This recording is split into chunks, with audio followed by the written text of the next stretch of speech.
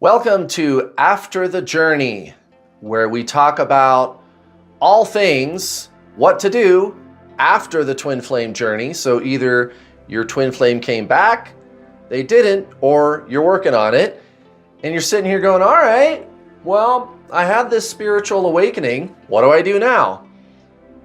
Well, what do you think you do? How about live your best life?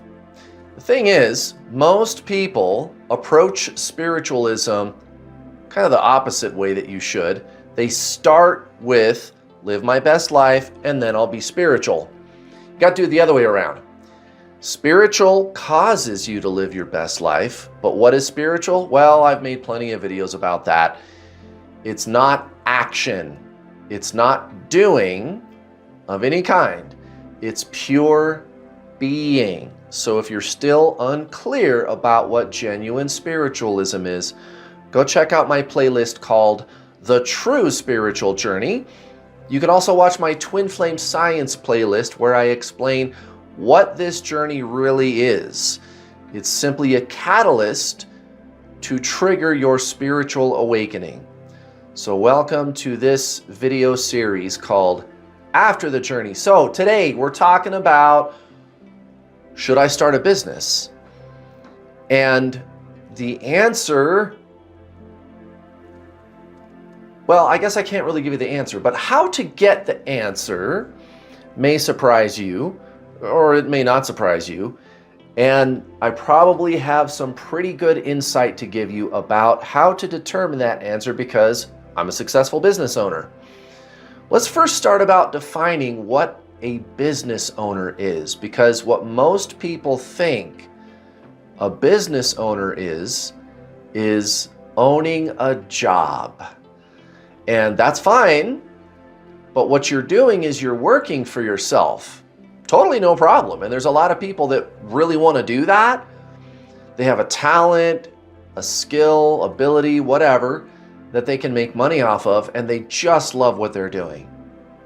Being a business owner, however, means you set up a system and walk away, and it keeps making money. Or if effort is required, it's very little, very, very little effort. Maybe a handful of hours a week, if that. Technically speaking, I could work about 90 minutes a week, and that's if I go long, right? So right now, what I have to do to keep New World All-Star running is to post 2 videos every week. Theoretically, I could stop doing that, although sales probably would taper off a bit if I don't keep posting videos, right? Although, I suppose I could train my employee to post videos like this. I just don't want to do that. I like posting these videos, and it keeps me sharp. Although she does do the 2 tarot readings every day. She does, or every week. She does 2 tarot readings every week. So to have her post these coaching videos, I could totally do that. Right now, she prepares all of the emails that I send out. So she does do that. She does know this particular industry niche pretty well. So my point is, I could stop working and I would keep making money. That's a business. Now, being a consultant or something like that, or you start a company, but you find yourself having to work every day, well, that's a job. You own a job. There's nothing wrong with that. But you got to ask yourself first, what do I want to do? Because there's really kind of 3 things that you can do. You can work for someone else. It's called a job. You can work for yourself, right? So you're self-employed, or you can own a business where you don't have to work. So to do either of those 3 things is going to go up in effort. And the amount of effort required is parabolic, right? So getting a job is pretty simple. Everybody knows how to do that. It's not always easy. It might be simple, but not necessarily easy. You might have to have certain skills. You might be very skilled to get a particular job. You know, college, you got to be polished during the interview. You have to have a good resume, whatever it is, you know, or you could just go wait tables, which is not hard to get a job waiting tables, but it's a hard job to do still. It's very difficult to be a waiter or a waitress.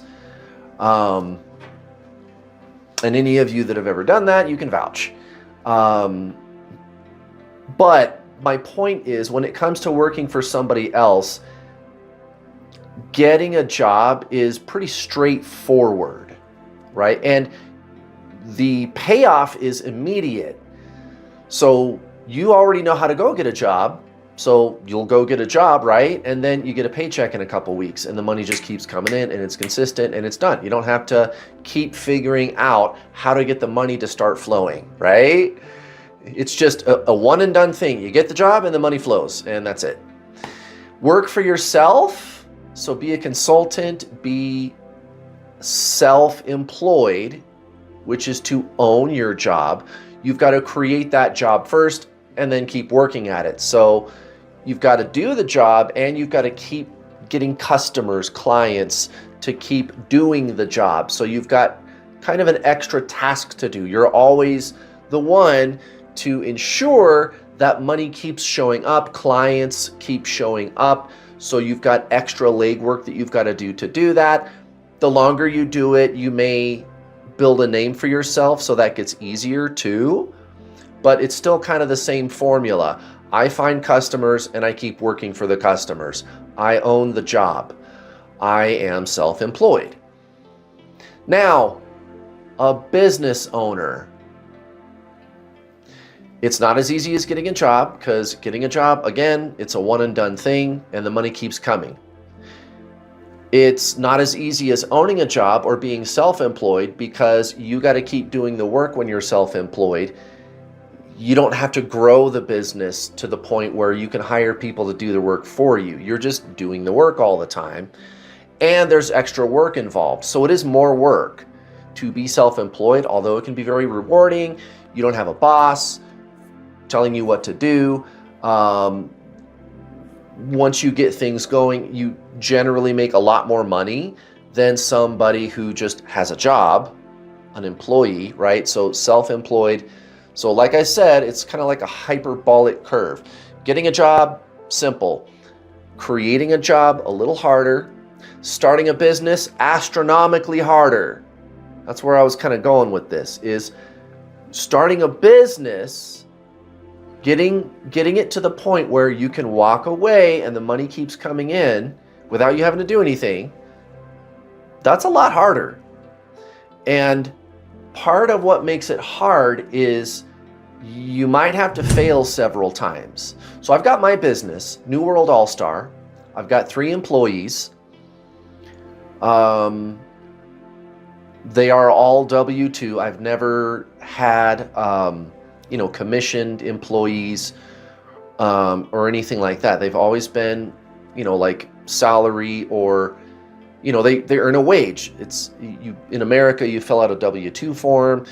I have to run payroll every couple of weeks. I take the tax out of their paycheck and give it to the government, right? They get vacation, sick time, right? An employee, right? There's never been somebody working for me ever who got royalties or anything like that. They've all just been plain old employee. Okay, and I got 3 of them right now, and they pretty much do all the work for me. I even have one employee who does all the, she keeps the wheels turning. Okay, so she'll monitor the customer service email box, or she uploads all the videos to my YouTube, Facebook, TikTok, Instagram. She'll cut the videos also. So like this video that you're watching, I record this video, upload it to a storage drive, and then I have a company that does all the editing, all the pictures and all the words on your screen. They do a fantastic job. And then when they're done, my employee, not my coach who does the tarot readings, but my other employee, she like watches the whole video that the editors did all their stuff to. They did all their magic, right? She watches the whole thing, checks it for, spelling errors or whatever, and then double checks the corrections. And then she takes the video and like crops it a little bit, gets it so the time is just right, and then she uploads it to YouTube and Facebook. I've got another person, a contractor, who makes little clips, like TikTok videos, like 1-minute clips, and for Facebook and Instagram he makes those too. And then my other employee, she uploads those also. She does all my books also. She goes into QuickBooks, she works with the accountant, she uploads all the documents every month, payroll report, she pays the bills, she monitors our credit line for paying the bills, all that stuff. She does all that stuff. The only thing I have to do is sign my tax return. That's the only thing I have to do, you guys. It's a business, right? I don't have to work and money keeps coming in. When I work, I do it because I want to. Again, theoretically, if I stopped making these YouTube videos, sales might go down a little bit, but a little bit. I could stop. Now, getting to this point, we got to go back to, gosh, I don't know, 25 years ago. 25 years ago, the first time I ever tried starting a business, which was a multi-level marketing company. And it was one of the honest ones. And, because I know that's like a thing, right? Multi-level marketing. There have been a lot of scams. Fortunately, the one that I got involved with wasn't a scam. But anyway, I learned a lot about entrepreneurialism and what it means to start a business and how hard it is to do that. In my 20s and 30s, I tried starting a business, I don't know, 2 or 3 more times. It's hard, you guys. And then when I finally found a niche that I could make decent money at, which is to say it started working, I was so busy and working at a full-time job that I was probably working about 100+ hours a week. It was like sleep, work, 7 days a week, that's it. And enough money was coming in where I could start to automate. Like I knew after about 6 months of just like trying to tread water and keep my chin above water, right? After about 6 months of that, I was like, this is craziness. I need a better website. I need to hire somebody to help me. I can't do all this work myself. I need a helper, That's when you know you're on the right track. When you somehow, like, you got a tap and a hammer and you pound it into the tree and you open up that tap and here comes the maple syrup, right? You got this money flowing. That's when it's time to set up automations. But it's hard work. It's hard work. And here's how you're going to know, you guys, if you're the person that's cut out for starting a business. Let me tell you a story. So if you want to start a business, it's a lot of work. It's a lot of work at the front end. But if you're willing to really work hard, right? You get enough momentum going, you get where you get money coming in. When the money is finally coming in, then you switch gears and set up automated systems, which includes, potentially people to help you, right? Or just a better website, or both, which is what I did. Okay. But how did I get to the point where I was willing to do that much work? 100 hours a week? That's crazy. And that went on for a couple of years, you guys. Well, here's my story. So when I was 8, 9, right? Pretty young. I remember I was watching a cartoon one day. It was DuckTales. You guys remember that show, DuckTales?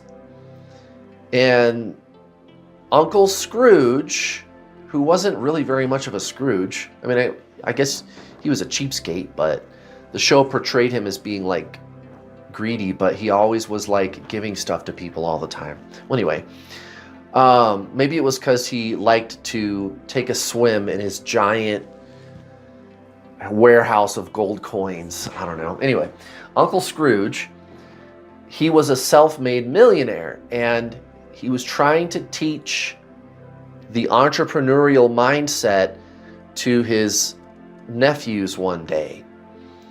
And one of the things he said, this was a cartoon, you guys, but then again, I was 8 years old, so, go figure. He said, the most important thing I ever figured out that was the secret to my success was to work smarter, not harder. I already work hard, but that's not good enough. Working hard, that's working 100 hours a week, but working smarter, not just harder. He said, work smarter, not harder. Right? And as young as I was, that struck a chord, you guys. I was like 8 years old, and I heard this on a cartoon. And I don't know, it just clicked. Something just clicked in me. So think back about your past. Think about maybe indicators where something struck a chord in you too. Guys, being a business person is a mindset. Some people think, I got to go to business school and then I'll learn how to start a business and then I'll be a business person. And what ends up happening is they go get a corporate job at a big company, which is fine if that's what you want to do. But then they're working for a big company and they're working their way up the corporate ladder and they call themselves a business person. I would not say that's a business person. Maybe they act business-like and they wear nice suits and they make a lot of money, they have a nice car, right? But do they own the place that they work at? No. So that's kind of a misnomer that people have about business. Business school does not teach you how to start a business. And I wonder, I've always thought, like, maybe the reason they call it business school, maybe there's a little bit of a conspiracy behind it. You guys know how I'm into that stuff. But there is something to a lot of that kind of stuff, though. And, I talk about it all the time over here, if you're interested. Just go find me over here, New World All-Star. But, no, think about it, though. Like, whose decision was it to call it business school when what they teach you to do is how to be a good middle manager at a big company? Or to be an accountant, right? Why do they call it business school? I mean, you're going to work for a business, but that's what any kind of job is. You work for a business, right? So I don't know. It's kind of a bait and switch to call it business school. Some people think they're going to learn business going to business school maybe, but you don't. Guys, many people, probably the majority of people who start businesses, like dropped out of high school or didn't really finish college. Sometimes they do. Robert Kiyosaki, he finished college, but I didn't. I dropped out of college. So did Bill Gates. So now, I mean, Bill Gates, I guess I could maybe dig into his past a little bit. Maybe he was not really the prodigy that he's painted to be. I think that's probably what you're going to find a lot of people saying. But Robert Kiyosaki, definitely, I was too. I didn't come from a rich family. I started my business with a $20 tripod from Walmart. And I had like a cheapo $80 cell phone because, I was broke all the time. But I had a passion. So what is to decide? How do I know if if I'm the person to start a business? You've got to have that spark. That's why I shared that story with you. When I was 8 years old and I heard Uncle Scrooge say that on that old cartoon, DuckTales, I heard him say that, and I don't know, it just clicked something in me. It just made sense. It was just, I remember thinking, that's really awesome. I love that. I don't know. It just was so, it was such an amazing message to me.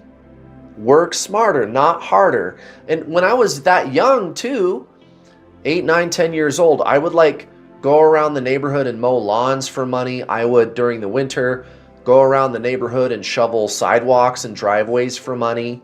And my parents didn't tell me to do that. I went and did it. You know, I wanted to make money. And I was pretty young.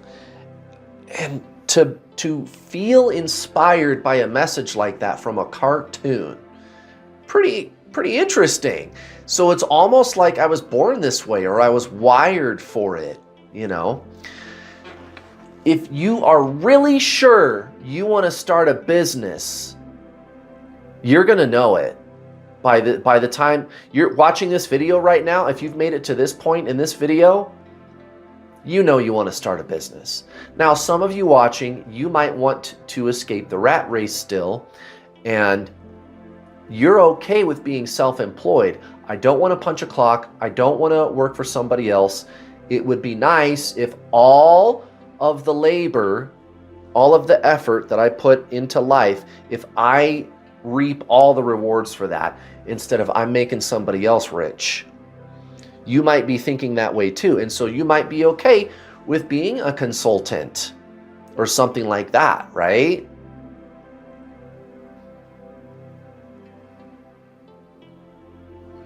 Well, get started. It's going to be harder work. It's going to be smarter work, but it's not going to be as hard as starting a business where you have a system in place and you can just walk away from it. That's hard. But if you're committed to it, if you're passionate, if you have that dream to be completely free to the point where even your time is completely free, you don't have to do anything unless you want to. You know it. If you have that drive to do that, you're just going to know it. And you're willing to do the work to accomplish that feat. And guys, I get out of bed every single day and I have so much gratitude for everything that I've done and everything that I've accomplished.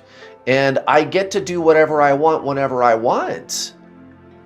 I still engage with my students. I still get on the coaching calls. I still answer questions in the paid Facebook community, like my coaching students.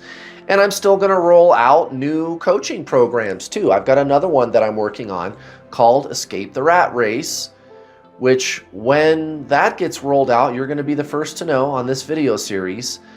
But I just want to encourage everybody to dig deep. It's just something that you're just going to know about yourself. It's almost like it's something that you've always done. You know, for me to feel inspired by a message like that when I was 8 years old, that's got to be some past life stuff, don't you think? You know, I think you're just born that way, right?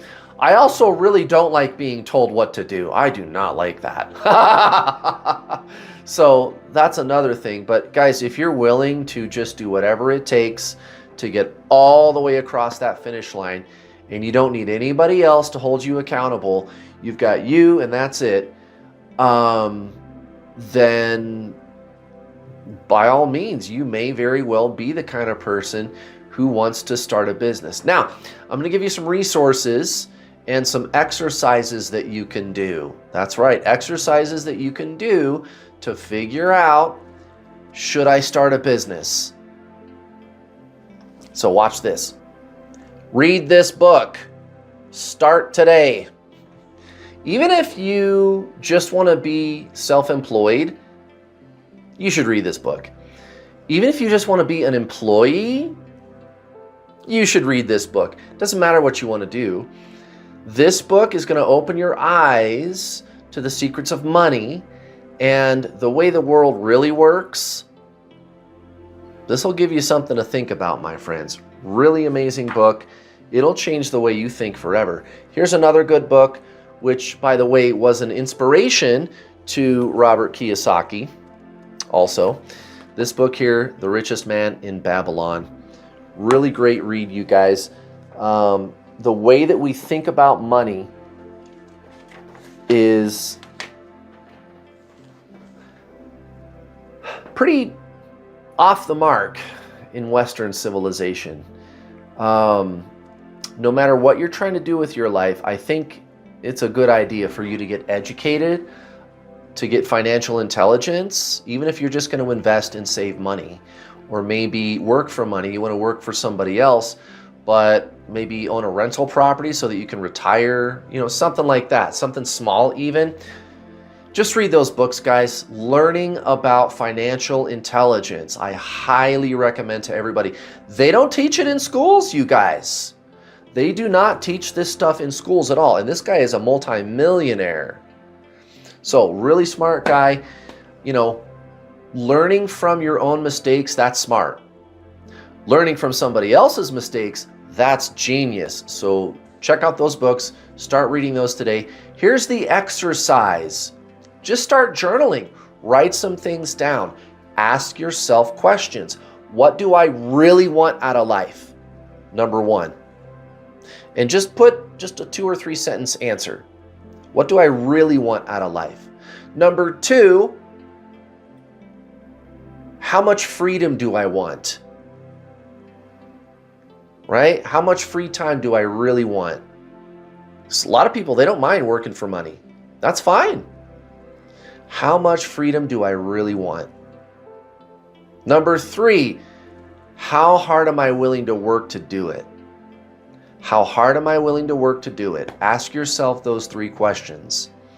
And having a lot of extra money, like a lot of disposable income, that brings a lot of freedom, guys. So put that into this calculation when you ask yourself these 3 questions. So there you go, guys.